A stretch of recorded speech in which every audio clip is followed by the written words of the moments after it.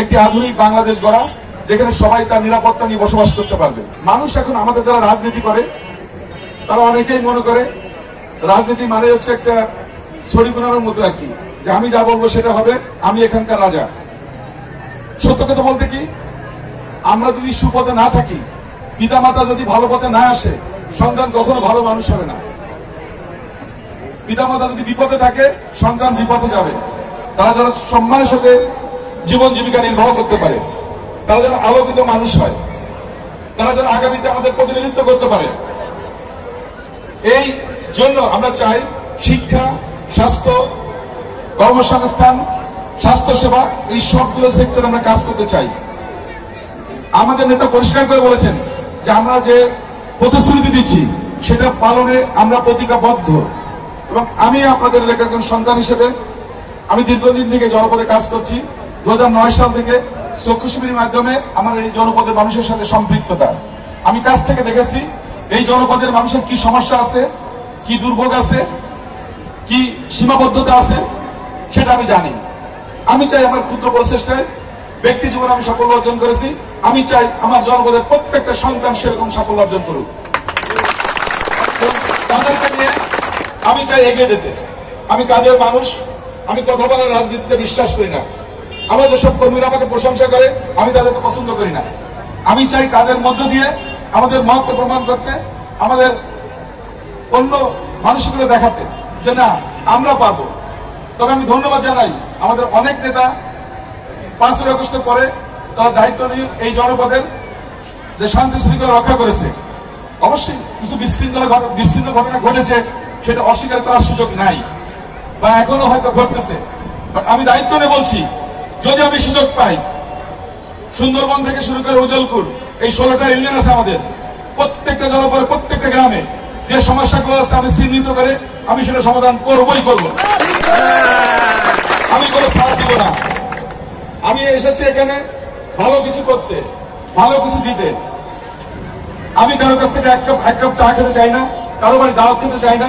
আমাকে মিষ্টি দিয়ে, খাবার দিয়ে খুশি করা যাবে না, আমাকে কাজের মাধ্যমে খুশি করতে হবে। আমি চাই আমৃত্যু যতদিন আমি সুস্থ আছি এই জনপদের জন্য আমার সর্বোচ্চ আমি চেষ্টা করব কাজ করার জন্য, যেন আমাদের সন্তানরা ভালো থাকে। কারণ আমাদের অনেক পিছিয়ে আছি, ইভেন কি বাংলাদেশের অন্যান্য জনপদ থেকে আমরা পিছিয়ে আছি। এখানে সমস্যা হচ্ছে একটাই, আমরা সবাই স্বার্থপর। আমি, আমার ছেলে, আমার বউ, আমার মেয়ে, এটা নিয়ে আমরা ব্যস্ত। এই যে দুর্গা উৎসব বলা হচ্ছে সার্বজনীন দুর্গা উৎসব, তার মানে সবাই এসে আপনারা প্রার্থনা করেন। এটা হচ্ছে একটা সামাজিক সম্প্রীতির জন্য ধর্মীয় অনুশাসনের অংশ হিসেবে এটা কিন্তু সার্বজনীন করা হয়েছে। এই জন্য আমাদেরকে ব্যক্তি স্বার্থের উদ্যোগে আমাদের জনপদের জন্য, আমাদের সন্তানের জন্য কাজ করতে হবে। আমাদের এখানে যারা মুরব্বী আছে তাদের যে লোকায়ত জ্ঞান, দীর্ঘদিনের তাদের যে অভিজ্ঞতা, সেটাকে সাথে নিয়ে তরুণদের নতুন উদ্যম নিয়ে আমরা একটা সমন্বয় করে এগিয়ে যেতে চাই। এখানে রামপাল, মংলা বা সুন্দরবনের যে জনপদ আছে, আমাদের যে ব্লু ইকোনমি, সাগর কেন্দ্রিক যে অর্থনীতি, আমাদের মংলা বন্দর, ইপিজেড, এইসব নিয়ে উনি কথা বলেন। এখানে ইকো ট্যুরিজম নিয়ে কিভাবে কাজ করা যায় সেটা নিয়ে উনি কথা বলেন। উনি চান প্রত্যেকটা জনপদ তার নিজস্ব যে সম্পদ আছে, নিজস্ব যে সম্ভাবনা আছে, সেটাকে নিয়ে আমরা যেন এগিয়ে যেতে পারি, সেইভাবে তারেক রহমান সাহেব আমাদেরকে নির্দেশনা দিচ্ছেন।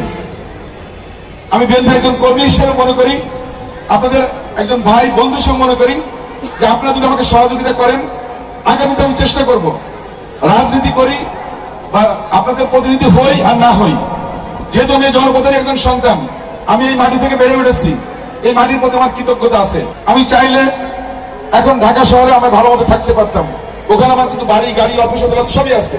কিন্তু আমার কাছে মনে হয়েছে আমি যদি আত্মকেন্দ্রিক হই তাহলে আমার জীবনটা হবে কুকুরের মতো বা বিড়ালের মতো, মানুষের মতো না। কারণ আমাদের মানুষের প্রতি দায়িত্ববোধ থাকা দরকার আছে। তো সেই চেতনা থেকে, সেই মানসিকতা থেকে আমি এগিয়ে আসছি। আমি ধন্যবাদ জানাচ্ছি আপনাদেরকে আমার কথা মনোযোগ সহকারে শোনার জন্য। আশা করি আগামীতে আমি যে কথাগুলো বলেছি সেটা কর্মের মাধ্যমে আপনাদের সামনে তুলে ধরতে পারবো। আর আমি অযাচিত মিথ্যা কথা বলি না বা কাউকে আমি প্রতারণা করি না। আমাকে কেউ কিছু যদি বলে যে আমাকে এটা করতে হবে, এটা করতে হবে, আমি বলে আমি চেষ্টা করবো। কারণ আমি জানি আমি তো মৃত্যুবরণ করতে পারি যে কোনো সময়। সুতরাং আমি বলে যাবো যে আমি এটা করবো, আমি কালকে মারা গেলাম, তাহলে কিন্তু এটার জন্য আমার একটা কিন্তু ডিসক্রেডিট, বা আমি মনে করি এটা আমার জন্য একটা খারাপ কাজ। তো সেই জন্য আমি বলছি যে আমি সর্বোত্তম চেষ্টা করব এই জনপদের সন্তানগুলোকে আলোর মুখ দেখাতে, তাদেরকে নিয়ে জাতীয় আন্তর্জাতিক পর্যায়ে কিভাবে কাজ করা যায়